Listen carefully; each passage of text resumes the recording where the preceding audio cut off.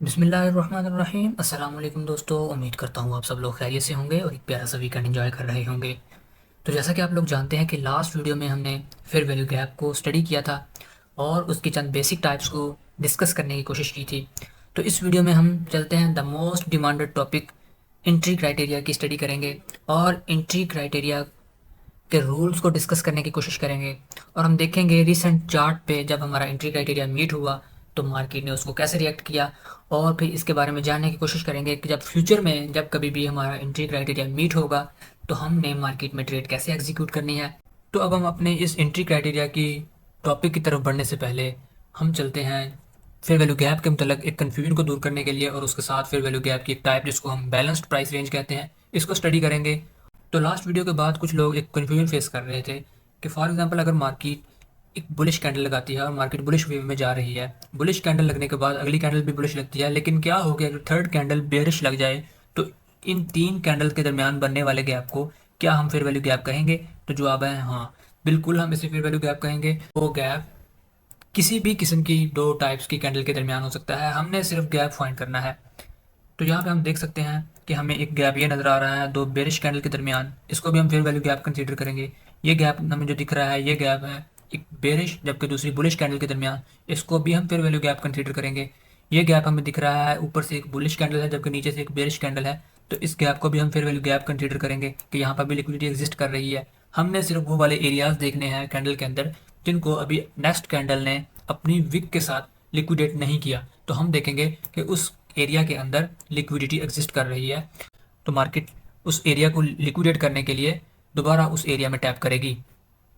अब हम चलते हैं अपने दूसरे कॉन्सेप्ट की तरफ जो कि है बीपीआर यानी कि बैलेंस्ड प्राइस रेंज। तो बैलेंस्ड प्राइस रेंज कुछ इस तरह से इसको हम डिस्क्राइब कर सकते हैं। बुलिश जाती हुई वेव ने एक फेयर वैल्यू गैप क्रिएट किया, इस फेयर वैल्यू गैप को हम यहाँ पे मार्क कर लेंगे। ये फेयर वैल्यू गैप यहाँ तक था और फेयर वैल्यू गैप बनाने के बाद प्राइस ऊपर निकल गई, प्राइस ने ऊपर जाते वक्त एक फिर से दोबारा से फेयर वैल्यू गैप यहाँ पे क्रिएट किया, तो ये अब हमारे पास दो फेयर वैल्यू गैप इस जाती हुई बुलिश वेव में आ चुके हैं। तो क्या हो कि प्राइस जब वापस आई तो प्राइस ने इस बुलिश फेयर वैल्यू गैप के सामने एक बेरिश फेयर वैल्यू गैप बना दिया। तो जब प्राइस एक फेयर वैल्यू गैप पहले बना चुकी है जबकि उसके बिल्कुल सामने एक दूसरा फेयर वैल्यू गैप क्रिएट करती है, तो इन दोनों फेयर वैल्यू गैप के कॉमन एरिया को, यानी कि अगर हम देखें तो यहाँ पे जो फेयर वैल्यू गैप बनेगा वो यहाँ से लेके यहाँ तक बनेगा। तो इस तरह अब हमारे पास इन दोनों फेयर वैल्यू गैप्स के अंदर जो कॉमन एरिया है उसको मैं ज़रा मार्क करूँ तो वो कुछ यूँ बनता है कि हमारे पास ये एक कॉमन एरिया है दोनों फेयर वैल्यू गैप के अंदर। तो हम इस एरिया को मार्क करके रख लेंगे और हम कहेंगे ये एक बीपीआर है, यानी कि ये एरिया बैलेंस्ड प्राइस रेंज है। इस एरिया को हम बैलेंस्ड प्राइस रेंज के साथ जानते हैं, यानी कि मैं दोबारा से दोहरा देता हूँ कि मार्केट ने जाते वक्त एक bullish fair value gap create किया और जब मार्केट दोबारा वापस आएगी तो मार्केट उस बुलिश फेयर वैल्यू गैप के सामने बिल्कुल एक दोबारा फेयर वैल्यू गैप क्रिएट करेगी, जो कि यहाँ पे मार्केट एक दोबारा से फेयर वैल्यू गैप क्रिएट कर चुकी है। तो हमारे पास अब हम देख सकते हैं कि मार्केट ने जाते वक्त इस फेयर वैल्यू गैप में थोड़ा सा यहाँ पे मीन थ्रेशोल्ड डाला। मीन थ्रेशोल्ड का मतलब होता है कि मार्केट ने छोटी सी विक डाली, स्पाइक लगाई, उस थोड़े से एरिया को लिक्विडेट किया और वापस ऊपर की तरफ बुलिश मोमेंटम पकड़ा और ऊपर की तरफ चली गई। अब हमारे पास ये थोड़ा सा फेयर वैल्यू गैप जो है वो लिक्विडेट हो चुका है, तो हम इसको करेंगे जो एरिया लिक्विडेट नहीं हुआ उस एरिया को मार्क करेंगे और उस एरिया को मजीद नेक्स्ट एक्सटेंड करने की कोशिश करेंगे। दोनों फेयर वैल्यू गैप में जो एरिया अलाइन हो रहा है उस एरिया को हम अब बीपीआर का नाम देंगे, यानी कि बैलेंस्ड प्राइस रेंज। तो ये था सिंपल सा कॉन्सेप्ट बैलेंस्ड प्राइस रेंज का। तो अब हमारा अगला टॉपिक है ऑर्डर ब्लॉक और उसकी फैमिली, यानी कि ऑर्डर ब्लॉक और उसकी फैमिली में हम बेसिक टाइप्स को समझने की कोशिश करेंगे। बाकी ब्लॉक्स की फैमिली को हम इंशाल्लाह एडवांस पढ़ते वक्त डिस्कस करेंगे। तो ऑर्डर ब्लॉक की फैमिली में आता है ब्रेकर ब्लॉक, फिर है रिक्लेम्ड ऑर्डर ब्लॉक, फिर मिटिगेशन ब्लॉक है और ऑर्डर फ्लो है। तो चलते हैं इन टॉपिक्स का खुलासा करते हैं। सबसे पहले देखते हैं कि ऑर्डर ब्लॉक क्या चीज़ होती है। ऑर्डर ब्लॉक हम कहते हैं कि फॉर एग्जांपल एक बुलिश वेव जहाँ से जा रही थी, मार्केट ने एक हाई लगाया, उसके बाद लो लगाया है, लो लगाने के बाद मार्केट ने हायर हाई हायर लो और उसके बाद मार्केट यूँ ऊपर की तरफ निकल गई और हायर हाई फिर हायर लो और हायर हाई बनाती हुई जा रही है।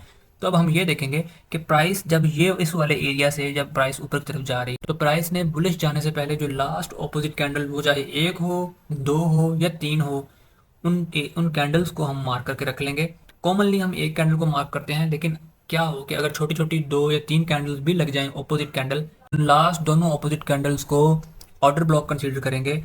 यहाँ पे हम मार्क करते हैं कि हमारे पास ये लास्ट दो ऑपोजिट कैंडल लगी हैं तो हम इनको मार्क करके रख लेंगे। तो ऑर्डर ब्लॉक को हम कुछ इस तरह से लेते हैं कि जब कभी भी ऑर्डर ब्लॉक बनता है तो मार्केट कॉमनली ऑर्डर ब्लॉक से आके रिवर्स हो जाती है ऊपर की तरफ। स्मार्ट मनी कॉन्सेप्ट में ट्रेडर्स के अंदर एक ये कॉन्सेप्ट पाया जाता है कि जब कभी भी मार्केट अपने इस ऑर्डर ब्लॉक के अंदर टैप करेगी तो मार्केट कॉमनली इस ऑर्डर ब्लॉक से दोबारा वापस रिवर्स हो जाएगी। लेकिन अभी हम अपनी वीडियो के दौरान इन चीज़ों को समझने की कोशिश करेंगे कि कौन सा ऑर्डर ब्लॉक वैलिड होता है जबकि कौन सा ऑर्डर ब्लॉक वैलिड नहीं होता, और किस ऑर्डर ब्लॉक से हम कह सकते हैं कि यहाँ ये हाई प्रोबेबिलिटी ऑर्डर ब्लॉक है, और कौन सा ऑर्डर ब्लॉक हमने बिल्कुल भी ट्रेड नहीं करना क्योंकि वो सिर्फ और सिर्फ लिक्विडिटी ट्रैप होता है।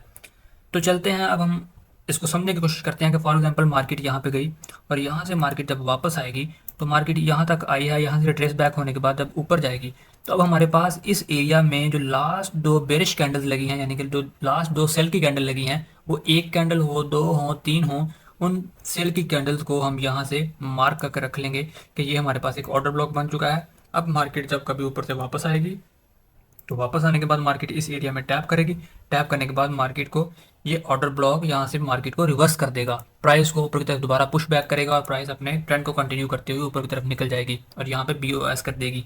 ये एक सिंपल सा कॉन्सेप्ट है ऑर्डर ब्लॉक को समझने के लिए। दूसरी टाइप पे जाने से पहले हम एक सिंपल सी कन्फ्यूजन को दूर कर लें कि कभी कभार कुछ यूं भी होता है कि फॉर एग्जांपल अगर ये एक लास्ट वाला ऑर्डर ब्लॉक है तो मार्केट यहाँ से क्या करेगी कि मार्केट यहाँ से एक यानी कि डोजी टाइप की कैंडल, जिसको हम प्राइस एक्शन में डोजी टाइप की कैंडल कहते हैं, मार्केट उस तरह की कैंडल बनाएगी, यानी कि उसकी इस कैंडल की विक्स बहुत बड़ी बड़ी होंगी और जबकि इसकी बॉडी बहुत छोटी होगी। तो इस कैंडल को हम कॉमनली इसकी विक्स को भी मार्क कर लेते हैं कि ऑर्डर ब्लॉक इसकी विक्स से ही शुरू हो जाता है, तो हमें इसका ये वाला तमाम एरिया मार्क करना होगा कि मार्केट इस वाले एरिया में कहीं से भी रिवर्स हो सकती है। लेकिन ये बहुत ही कम देखा गया है कि मार्केट इसको प्रॉपरली ऑनर कर, market most of the time body से ही रिजेक्शन लेती है। तो ये एक सिंपल से कन्फ्यूजन थी समझाने के लिए आपको। अब हम चलते हैं दूसरी टाइप की जानब। अब हम चलते हैं, समझने की कोशिश करते हैं अपने ब्रेकर ब्लॉक को, यानी कि जो ऑर्डर ब्लॉक की पहली टाइप है। तो ऑर्डर ब्लॉक की एक टाइप है, यानी कि हम यहाँ पे इस ऑर्डर ब्लॉक को मार्क करके रख लेते हैं कि ये लास्ट दो अपोजिट कैंडल्स लगी हैं सेल की, मतलब वेव ऊपर जाने से पहले यहाँ से ये वेव रिजेक्ट होकर ऊपर चली गई। तो अब हमारे पास ये जो लास्ट दो सेल की कैंडल लगी है हमने इसको मार्क करके रख लिया है। ये हमारे लिए अब ओबी था, यानी कि ऑर्डर ब्लॉक था। और क्या हो कि मार्केट यहाँ से रिवर्स होकर वापस आए और मार्केट इतने मोमेंटम के साथ यहाँ से वापस आए कि मार्केट आते हुए इस ऑर्डर ब्लॉक को बिल्कुल भी रिस्पेक्ट ना करे और मार्केट नीचे निकल जाए और नीचे जाके क्लोजिंग दे दे। और फिर मार्केट जब वापस आएगी तो अब हम कहेंगे कि ये वाला ऑर्डर ब्लॉक जो है ये हमारे लिए अब एज अ ब्रेकर ब्लॉक का काम करेगा। मैं दोबारा से आपको समझा देता हूँ। फॉर एग्जाम्पल मार्केट एक बुलिश वेव में आ रही थी, मार्केट ने ये बीओएस किया और ऊपर यहाँ पे क्लोजिंग दी, फिर नीचे आई और रिट्रेस किया और यहाँ से मार्केट ने दोबारा से बीओएस किया और मार्केट ने ऊपर क्लोजिंग दी।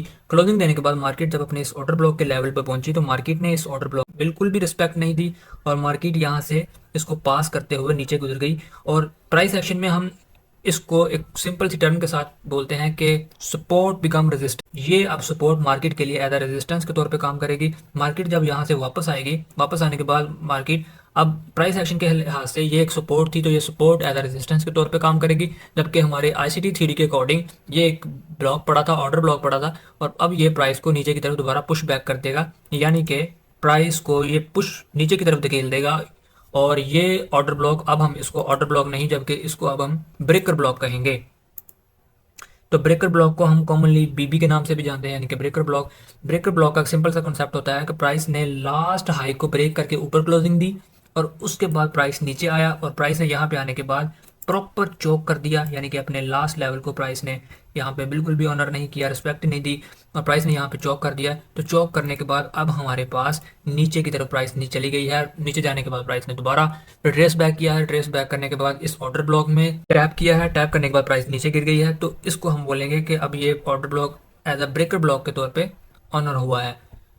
लेकिन अगर क्या हो कि प्राइस यहाँ से बीओएस, जैसे यहाँ से प्राइस ने बीओएस किया था, बीओएस करने के बाद प्राइस नीचे आई थी, लेकिन अगर प्राइस यहाँ से बीओएस ना करे बल्कि इस वाले लास्ट जो ये प्राइस के पास हायर हाई था, प्राइस इस हायर हाई को ब्रेक ना कर सके, मैं यहाँ पे मार्क कर देता हूँ, जैसे ये हमारे पास हायर हाई था तो प्राइस ने इस हायर हाई को ब्रेक नहीं किया जबकि इसको ब्रेक करने से पहले ही नीचे गिर गया और प्राइस ने नीचे आते वक्त मोमेंटम पकड़ा और इस लास्ट लो को ब्रेक करके चोक किया, इंडिकेशन दी कि वो सेल में जा सकता है, नीचे जाके क्लोजिंग दी, रिट्रेस बैक किया और इस ऑर्डर ब्लॉक में टैप किया और नीचे गिर गया। तो इसको अब हम कहेंगे ये ब्रेकर ब्लॉक नहीं, बल्कि ये as a mitigation block work करेगा। इसको हम मिटिगेशन ब्लॉक के नाम से जानेंगे। मैं दोबारा से दोहरा देता हूँ कि यहाँ से प्राइस ने बीओएस किया, बीओएस करने के बाद प्राइस ने हाई लगाया, हाई लगाने के बाद जब प्राइस यहाँ पे क्लोजिंग दे देगा, तो हमने एक कंसेप्ट पढ़ा था कि हमारे पास प्रॉपर चौक कुछ ऐसे होता है कि प्राइस लास्ट हाई को स्वीप करके नीचे जब वापस आएगा तो फिर चौक होगा। यानी कि हमने लास्ट बेसिक कॉन्सेप्ट में, स्ट्रक्चर के बेसिक कॉन्सेप्ट में कुछ यूं पढ़ा था कि जब ये वाला बीओएस हो जाएगा तो अब हमारे पास लास्ट लोअर लो का लेवल, लास्ट हायर लो का लेवल ये वाला होगा, और प्राइस जब नीचे आएगी तो इस हायर लो के लेवल को तोड़ेगी तो ही चौक होगा, यानी कि तो ही एमएसएस होगा। लेकिन इसको भी समझना जरूरी है कि वो सिर्फ एक बेसिक कॉन्सेप्ट था, एक मैप आपके माइंड में ड्रा करने की कोशिश की गई थी। अभी हम इसको समझेंगे कि इसको भी हम चौक बोलेंगे। फॉर एग्जाम्पल मार्केट यहाँ से ऊपर आती है और यहाँ आने के बाद एक हाई लगाती है, हाई लगाने के बाद जब प्राइस दोबारा इस हाई के पास आती है तो इस वाले एरिया को अब हम बोलेंगे it's a swing failure. Price ने एक हाई लगाया था, हाई लगाने का यानी कि हायर हाई लगाया था, हायर हाई लगाने के बाद प्राइस नीचे आती है, रिवर्स होकर वापस जाती है और यहाँ पे स्विंग फेलियर क्रिएट करती है। तो जब ये स्विंग फेलियर क्रिएट होगा, स्विंग फेलियर क्रिएट होने के बाद प्राइस दोबारा नीचे आती है और जब इस लेवल को तोड़ देगी तो इसको भी हम चौक बोलेंगे। जब हम यहाँ पे एडवांस स्ट्रक्चर स्टडी करेंगे तो हम देखेंगे कि कभी कभार एक या दो कैंडल्स ऊपर रिट्रेस में लग जाने के बाद भी चौक माना जाएगा। तो फिलहाल हम इसी चीज़ों को लेके चलते हैं। फॉर एग्जांपल मार्केट ने ये एक हाई लगाया, हाई लगाने के बाद जब प्राइस यहाँ से प्रॉपर रिट्रेस होके यहाँ तक गई और वापस आई है, इसके लास्ट वेव के प्रीमियम एरिया से प्राइस वापस आ रही है। वापस आने के बाद जब प्राइस ने इस वाले लेवल को ब्रेक कर दिया, इस ऑर्डर ब्लॉक को बिल्कुल रिस्पेक्ट नहीं दी और नीचे चली गई, जब दोबारा से इस ऑर्डर ब्लॉक में टैप करेगी तो इसको हम बोलेंगे ये मिटिगेशन ब्लॉक है। मिटिगेशन ब्लॉक और ब्रेकर ब्लॉक में सिंपल सा कॉन्सेप्ट है कि प्राइस जब कभी लास्ट अपने हाई के लेवल को ब्रेक करके ऊपर की तरफ बीओएस करके प्राइस को वापस नीचे आ रही हो तो तब हम उसको ब्रेकर ब्लॉक बोलेंगे। जबकि अगर ये स्विंग फेलियर क्रिएट करते हैं, यहाँ पे स्विंग फेलियर क्रिएट करने के बाद जब दोबारा से इस ऑर्डर ब्लॉक में टैप करेगी तो इसको हम मिटिगेशन ब्लॉक का नाम देंगे। ये से सिंपल से कॉन्सेप्ट ब्रेकर ब्लॉक और मिटिगेशन ब्लॉक के। अब हम चलते हैं रिक्लेम्ड ऑर्डर ब्लॉक की तरफ, या इसको रिक्लेम्ड ब्लॉक भी कहा जाता है। हम यहाँ पे देखते हैं कि रिक्लेम्ड ब्लॉक क्या होता है। फॉर एग्जांपल क्या हो कि मार्केट अगर नीचे ब्रेक कर देती है, ब्रेक करने के बाद प्राइस जब दोबारा वापस आती है तो फिर दोबारा इसको रिस्पेक्ट नहीं देती और प्राइस ऊपर चली जाती है, जाके ऊपर क्लोजिंग दे देती है। क्लोजिंग देने के बाद जब प्राइस दोबारा नीचे आएगी तो आने के बाद वो इस ऑर्डर ब्लॉक को यहाँ पे रिस्पेक्ट करती है। तो रिस्पेक्ट करती है तो इसको हम बोलेंगे रिक्लेम्ड ऑर्डर ब्लॉक या रिक्लेम्ड ब्लॉक, और प्राइस इस रिक्लेम्ड ब्लॉक से दोबारा से रिजेक्शन लेगी और ऊपर की तरफ चली जाएगी। अब हम देखते हैं ऑर्डर फ्लो के कॉन्सेप्ट को। ऑर्डर फ्लो कहते हैं कि एक बुलिश चलती हुई वेव के दौरान लगने वाली तमाम सेल की कैंडल्स को हम ऑर्डर फ्लो के तौर पे लेंगे। यानी कि अगर for example market bullish trend में चल रही है तो बुलिश ट्रेंड में चलते हुए मार्केट जितनी भी यहाँ पे मार्केट ने जितने भी दरमियान में सेल की कैंडल लगाई है, नीचे की तरफ सेल कैंडल लगाई, फिर यहाँ से सेल की कैंडल, फिर तो इन तमाम एरियाज़ को हम ऑर्डर फ्लो कंसीडर करेंगे। फॉर एग्जांपल हम यहाँ पे मार्क कर लेते हैं कि ये हमारे पास एक ऑर्डर फ्लो है। तो अगर मार्केट ऊपर से वापस जब ये वाला एरिया ऊपर ब्रेक करके दोबारा वापस आते हुए इस ऑर्डर फ्लो से ही वापस हो जाएगा, यहाँ से रिजेक्शन ले ले, तब हम इसे कहेंगे कि मार्केट अभी ऑर्डर फ्लो से रिजेक्ट होकर वापस जा रही है। कब ऐसा होगा कि मार्केट ऑर्डर फ्लो से रिजेक्ट होगी, कब ऐसा होगा कि market rejection mitigation block, reclaimed order block या ब्रेकर ब्लॉक से रिजेक्ट होगी, इन चीज़ों को हम इंशाल्लाह इन डिटेल स्टडी करते हैं।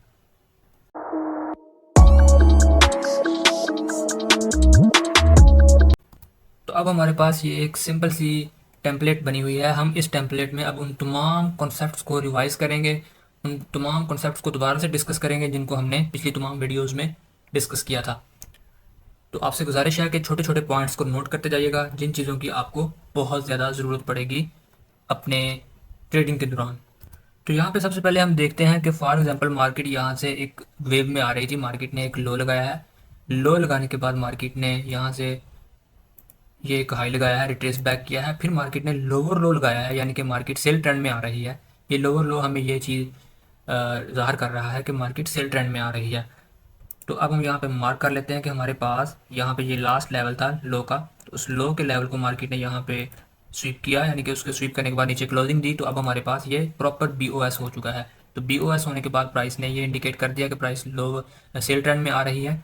प्राइस सेल ट्रेंड में आने के बाद यहाँ पे हमारे पास ये लास्ट लोअर हाई का लेवल था। तो लोअर हाई के लेवल से जब प्राइस ने जब प्राइस ने इस लोअर हाई के लेवल को यहाँ से टैप करके इसके ऊपर क्लोजिंग दे दी, तो अब हमारे पास ये एक प्रॉपर चौक हो चुका है, यानी कि प्राइस ने इंडिकेशन दे दिया है कि वो बाय साइड की तरफ भी जा सकती है। हमारे पास अब ये प्रॉपर इंडिकेशन हो चुकी है बाय साइड जाने की। तो अब हम यहाँ पे कुछ चीज़ों को डिस्कस करेंगे। सबसे पहली चीज़ ये है कि जब कभी भी कोई वेव, एक ऐसी वेव जो पिछली वेव की लिक्विडिटी को स्वीप करके आ रही हो, जैसे ये एक वेव आई थी नीचे, इसने लो लगाया था, लो लगाने के बाद ये रिट्रेस बैक हुई, और उसके बाद जब ये दोबारा से लोअर लो लगा, तो हम ये देखेंगे कि इस वेव ने पिछली वेव की लिक्विडिटी को स्वीप कर दिया है।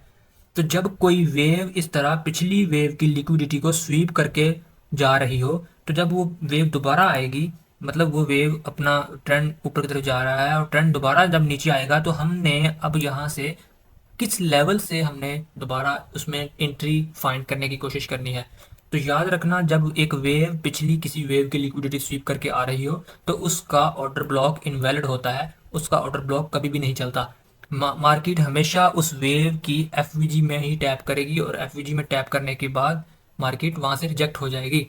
हाँ, कुछ ऐसा मुमकिन है कि अगर उसका ऑर्डर ब्लॉक, उस जो एफवीजी, जो हमारे पास सबसे ज़्यादा हाई प्रोबेबिलिटी एफवीजी आ रहा होगा, इस चीज़ को हम अभी डिस्कस करेंगे कि हाई प्रोबेबिलिटी एफवीजी कौन सा होगा।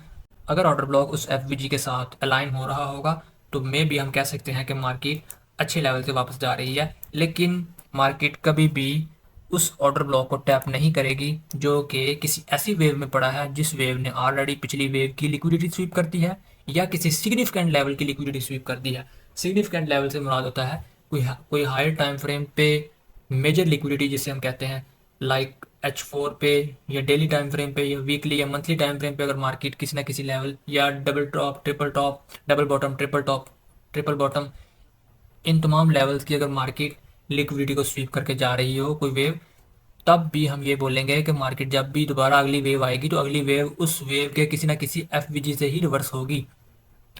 अब हम इस वाली कॉन्सेप्ट को यहाँ पे अप्लाई करने की कोशिश करते हैं कि यहाँ पे हमारे पास ये एक हम यहाँ पे देख सकते हैं कि हमारे पास एक ये वेव लगी थी। वेव लगने के बाद यहाँ पे बीओएस हुआ और प्राइस वापस चली गई। अब हमारे पास यहाँ पे हमने एफवीजी ढूंढने हैं कि इस वाली वेव में कितने एफवीजी, कितने फेयर वैल्यू गैप पड़े हैं। तो हमारे पास यहाँ पे एक फेयर वैल्यू गैप तो हमें ये नज़र आ गया सबसे पहले पड़ा हुआ। दूसरा फेयर वैल्यू गैप हमारे पास ये हमें नज़र आ रहा है, जबकि तीसरा फेयर वैल्यू गैप इसके नीचे कुछ पड़ा हुआ है, तो हम इस फेयर वैल्यू गैप को भी मार्क करके रख लेते हैं। अब हमारे पास 3 फेयर वैल्यू गैप आ चुके हैं। इन तीनों फेयर वैल्यू गैप्स में से अब बहुत से ट्रेडर्स ऐसे हैं जो कंफ्यूज हो जाते हैं कि कौन सा फेयर वैल्यू गैप से हम एंट्री लेंगे। तो अब हम इन तीनों फेयर वैल्यू गैप्स का खुलासा करते हैं कि मार्केट किस फेयर वैल्यू गैप से रिवर्स हो सकती है। हम सिर्फ एंटीसिपेट करने की कोशिश करेंगे एल्गोरिदम किस एफवीजी में टैप करेगा। इस चीज़ को एंटीसिपेट करने के लिए अब हम ट्राई करते हैं। हम सबसे पहले, जैसे पिछली वीडियो में हमने एक चीज़ डिस्कस की थी जिसको हमने बोला था कि हम फिबोनाची ड्रा करेंगे लास्ट वेव पे। फिबोनाची ड्रा करके हमेशा हमने बाइंग तब करनी है जब चीज़ हमारे डिस्काउंटेड जोन में, यानी कि 50% से नीचे के लेवल में आ चुकी हो, और हमने सेल तभी करनी है जब वो 50% से ऊपर के लेवल में हो। तो हमारे पास यहाँ पे ये वाला जो फेयर वैल्यू गैप है ये 50% से ऊपर आ रहा है, तो इसलिए ये प्रीमियम एरिया है, हम यहाँ से बाय नहीं कर सकते। महंगा एरिया है, यहाँ से प्राइस का रेट ज़्यादा महंगा है, हम यहाँ से बाय नहीं करेंगे। इसलिए हमारे पास अब सिर्फ रिफाइन होके 2 एफवीजी रह गए। अब हमने इन दोनों एफवीजीज में से मार्क करना है कि कौन सा एफवीजी ज़्यादा इंपॉर्टेंट है, प्राइस किस एफवीजी से रिवर्स हो सकती है। तो हम सबसे पहले यहाँ पे लाइन लगा लेते हैं 50% के एरिया पे कि फिब का 50% यहाँ पे आ रहा है। तो फिबोनाची को हम यहाँ से रिमूव कर देते हैं और चलते हैं अपने अगले पॉइंट की तरफ। तो अगला पॉइंट ये कहता है कि हमने इन दोनों फेयर वैल्यू गैप्स में अब कोई मजीद कन्फ्लुएंस ढूंढना है, मजीद एविडेंस इकट्ठे करने हैं। जिस फेयर वैल्यू गैप में एविडेंस ज़्यादा इकट्ठे हो रहे होंगे, हम एंटिसिपेट कर सकते हैं कि हाँ मार्केट इस वाले लेवल को मोस्ट प्रोबेबल तरीके से टैप करेगी। तो यहाँ पे हमने अभी अभी एक चीज़ डिस्कस की थी कि अगर एक लो लगे, लो के बाद प्राइस यानी कि उस वाले लो या हाई को ब्रेक करके नीचे क्लोजिंग दे दे, क्लोजिंग देने के बाद प्राइस जब वापस आए, तो अब मार्केट का सिनेरियो तो कुछ यूँ बनता था कि प्राइस यहाँ से नीचे आई है, नीचे आने के बाद ये हाई लगाया, हाई लगाने के बाद ये लो, और प्राइस जब इस वाले ऑर्डर ब्लॉक पे आएगी तो प्राइस का ये सिनेरियो बनता था कि इस वाले ऑर्डर ब्लॉक से प्राइस रिजेक्ट होकर नीचे चली जाती। लेकिन प्राइस ने ऐसा कोई सीन क्रिएट नहीं किया, प्राइस ने डायरेक्ट ऊपर जाके इसको चॉक करके ऊपर क्लोजिंग दे दी है। अब हमारे पास ये एरिया ब्रेकर ब्लॉक का एरिया बन जाएगा। तो अब हमने क्या करना है कि हम इस एरिया को यहाँ से मार्क करके रख लेंगे कि ये हम एरिया हमारे पास एक ब्रेकर ब्लॉक का एरिया आ गया है। ब्रेकर ब्लॉक के एरिया को हमने यहाँ पे मार्क कर लिया। अब हमारे पास इस वाले एरिया में दो कॉन्फ्लुएंस यानी कि दो एविडेंस इकट्ठे हो रहे हैं। पहला एविडेंस है प्राइस ने यहाँ पे एफवीजी क्रिएट किया है, दूसरा एविडेंस हमारे पास एक ब्रेकर ब्लॉक का एविडेंस है, अलाइन हो रहा है। तो याद रखना एक चीज़ और भी नोट कर लें कि ऑर्डर ब्लॉक इतना पावरफुल नहीं होता मार्केट को रिजेक्ट करने के लिए जितना ब्रेकर ब्लॉक होता है। यानी कि जो टर्म हम कॉमनली यूज़ करते हैं प्राइस एक्शन में, सपोर्ट बिकम रेजिस्टेंस या रेजिस्टेंस बिकम सपोर्ट, ये वाला एरिया बहुत ज़्यादा पावरफुल होता है। मार्केट इन एरियाज़ को बहुत ज़्यादा ऑनर करती है, यानी कि ब्रेकर ब्लॉक या mitigation block price in area को बहुत ज़्यादा ऑनर करती है। और ये मोस्ट पावरफुल चीज़ होती है अपनी ट्रेडिंग के दौरान। इन चीज़ों को समझने की कोशिश करें। तो यहाँ पे हमारे पास एक ब्रेकर ब्लॉक आ गया। ब्रेकर ब्लॉक आने के बाद हमारे पास यहाँ पे एफ आ चुका है और साथ में हमारा फिब का 50% लेवल यहाँ पे आ रहा है। तो अब हम वेट करेंगे कि यहाँ पे हमारा एंट्री क्राइटेरिया जो अभी हम डिस्कस करेंगे, क्योंकि ये वीडियो बहुत ज़्यादा लंबी हो जाएगी तो इसलिए हम इस वीडियो के दो पार्ट्स बनाएंगे। पहले पार्ट्स में इन तमाम चीज़ों को क्लियर करने की कोशिश करेंगे, जबकि दूसरे पार्ट में आपको वो तमाम चीज़ें बताई जाएंगी जिस तरीके के साथ हम एंट्री क्राइटेरिया से पहले हमने किन चीज़ों को मद्देनज़र रखना है कि कौन कौन सी चीज़ें उससे पहले ऑलरेडी हो चुकी हों, और उसके बाद फिर हमने एंट्री क्राइटेरिया को किस तरह से इम्प्लीमेंट करने की कोशिश करनी है प्राइस पे, और उसके बाद उससे हमने अपने डिमांडेड रिजल्ट्स कैसे लेने हैं। तो यहाँ पे हम अपने एंट्री क्राइटेरिया को समझने की कोशिश करेंगे। एंट्री क्राइटेरिया में एक चीज़ आपको बता देते हैं, सिंपल सी है कि हम एंट्री क्राइटेरिया आपके साथ डिस्कस करेंगे वो एंट्री क्राइटेरिया हमेशा तभी मुमकिन होगा जब प्राइस किसी ना किसी लिक्विडिटी को टैप करेगी। यानी कि कोई भी किस्म की लिक्विडिटी हो, चाहे वो डबल टॉप की हो, ट्रिपल टॉप की हो, डबल बॉटम की हो, ट्रिपल बॉटम की हो, चाहे वो किसी हायर टाइम फ्रेम यानी कि H4 H1 या daily time frame, weekly time frame, या एशियन लो एशिया हाई यानी कि एशियन सेशन का लो हो, एशियन सेशन का हाई हो, या लंदन सेशन का लो या हाई हो, प्रीवियस डे का लो या हाई हो। इन चीज़ों को हम इंशाल्लाह नेक्स्ट वीडियो में डिस्कस करेंगे कि सेशंस को कैसे ट्रेड किया जाता है, और उसके अलावा प्रीवियस डे या प्रीवियस वीक को कैसे ट्रेड किया जाता है। तो फिलहाल यहाँ पे हमने ये समझना है कि हमारा एंट्री क्राइटेरिया तभी इम्प्लीमेंट होगा जब हमारे पास कोई ना कोई लिक्विडिटी पे मार्केट रेड करेगी। तो हमारे पास यहाँ पे दो कॉन्फ्लुएंस यहाँ पे आ चुके हैं कि यहाँ पे एक एफवीजी है, उसके बाद यहाँ पे हमारे पास एक ब्रेकर ब्लॉक आ चुका है। और अब हम देखते हैं कि अगर हम गौर से देखें तो प्राइस ने यहाँ पे रिलेटिव इक्वल लोज बनाए हैं। रिलेटिव इक्वल लोज बनाने के बाद जैसे ही एक लो पहले बना था, फिर प्राइस ने यहाँ पे आकर रिजेक्शन दी, फिर तीसरी बार तो ये रिलेटिव इक्वल लोज बने। लो बनने के बाद प्राइस ने यहाँ पे इन लोज को यहाँ पे रेड किया। रेड करने के बाद यहाँ पे हम वेट करेंगे अब कि प्राइस इस एफवीजी में भी आ चुकी है, ब्रेकर ब्लॉक भी अलाइन हो रहा है, फिब का 50% लेवल भी है, और उसके बाद एक लिक्विडिटी लेवल भी यहाँ पे प्राइस रन कर चुकी है। तो अब हम यहाँ पे वेट करेंगे कि एल्गोरिदम हमारे एंट्री क्राइटेरिया को यहाँ पे डिलीवर करे, और फिर हम यहाँ से अपनी एंट्री लेंगे। इसी एरिया में एंट्री लेने के बाद हम यहाँ से राइट करेंगे और प्राइस ऊपर की तरफ चली जाएगी। तो इस तरह इस वाली एक मिसाल में हमने ये चीज़ फाइंड की है कि यहाँ पे सिर्फ हमारे पास एक ही चीज़ यहाँ पे अलाइन हो रही थी कि यहाँ पे सिर्फ और सिर्फ एक एफवीजी पड़ा था, या जबकि यहाँ पे एक एफवीजी था, एक ब्रेकर ब्लॉक था, और उसके बाद यहाँ पे प्राइस ने लिक्विडिटी को भी रन किया था। तो चूंकि यहाँ पे एविडेंस ज़्यादा थे हमारे पास, इस वाले एफवीजी में एविडेंस थोड़े थे, तो इसलिए हम इस एफवीजी से ही ट्रेड प्ले करेंगे। उसके बाद हम आगे चलते हैं, आगे देखते हैं कि प्राइस ने यहाँ पे हायर हाई लगाया, हायर हाई के बाद प्राइस ने दोबारा से नीचे हायर लो लगाया है।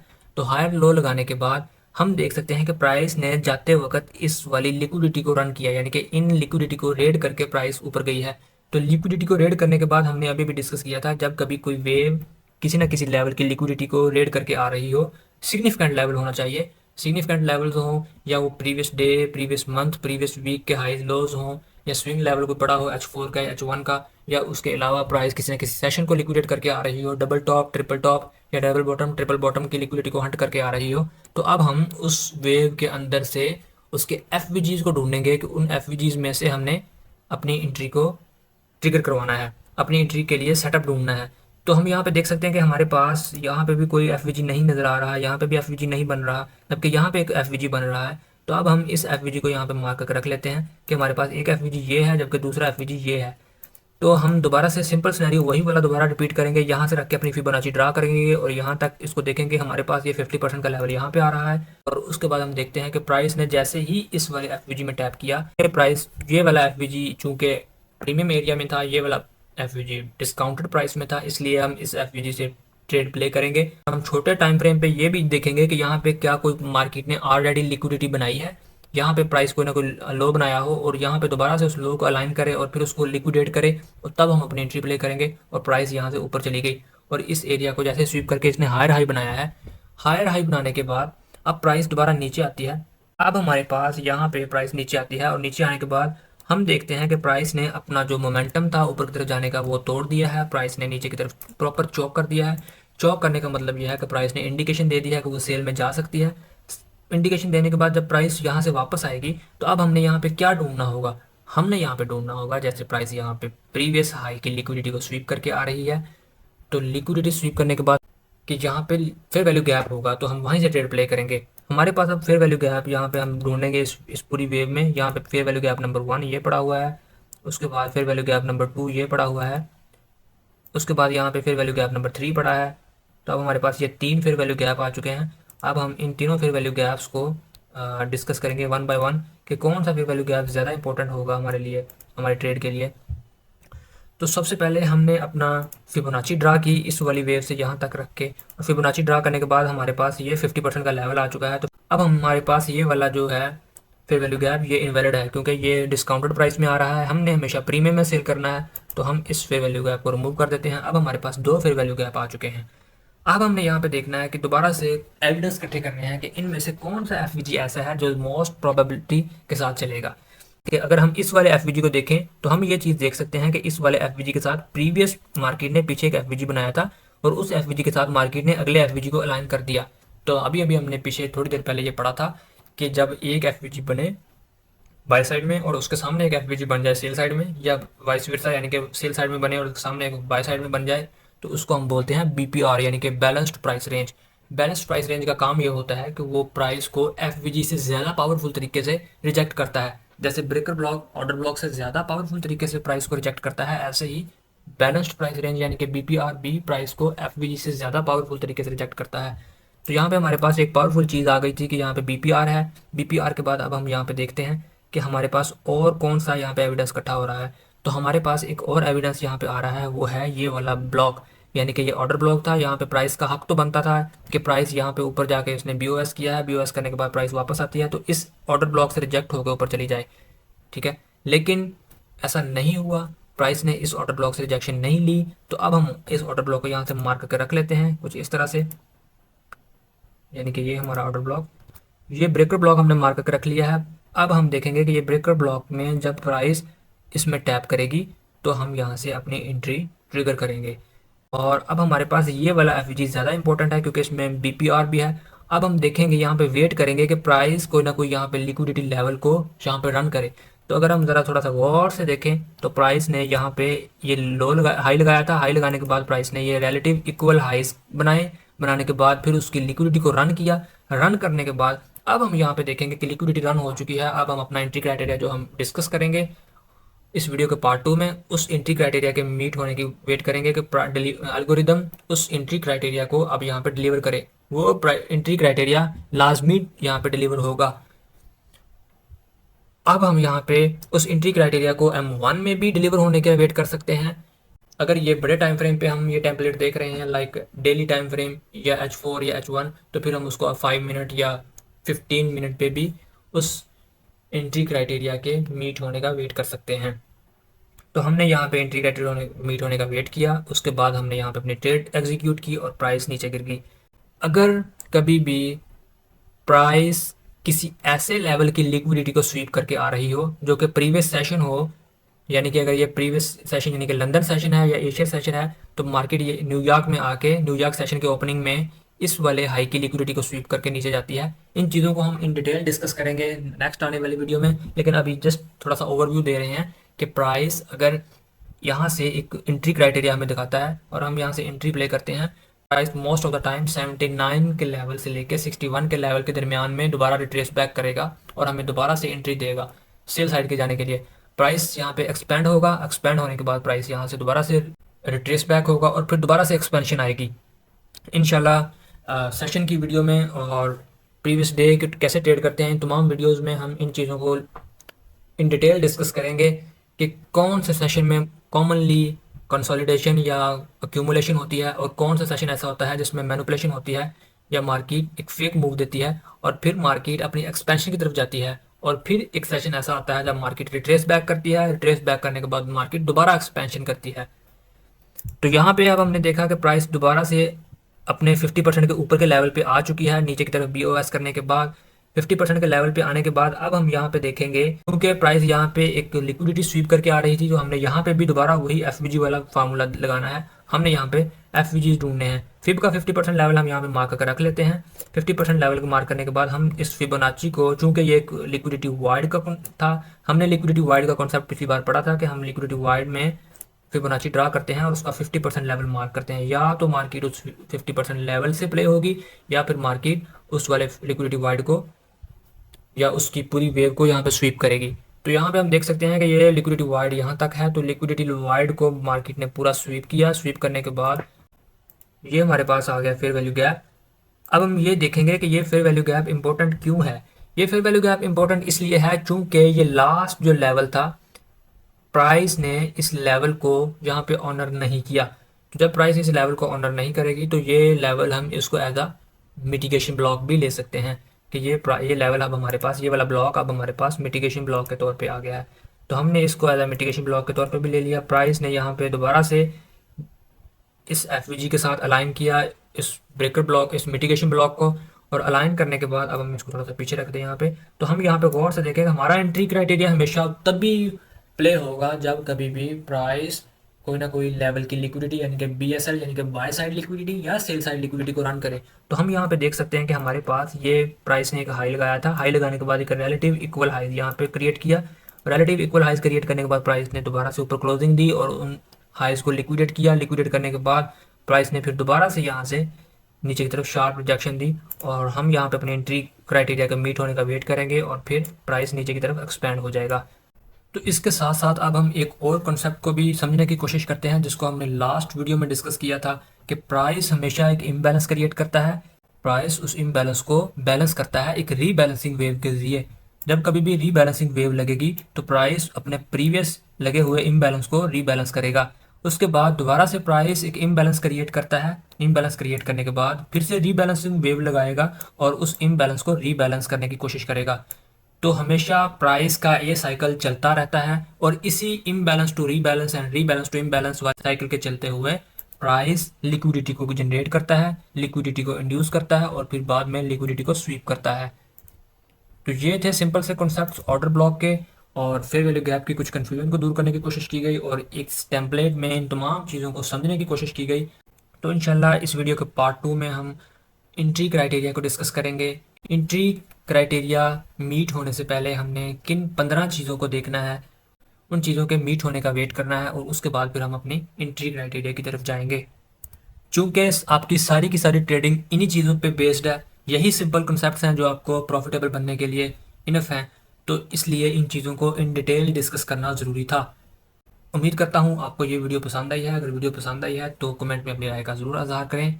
इंशाल्लाह मिलते हैं इस वीडियो के पार्ट 2 में। तब तक के लिए अल्लाह हाफिज़।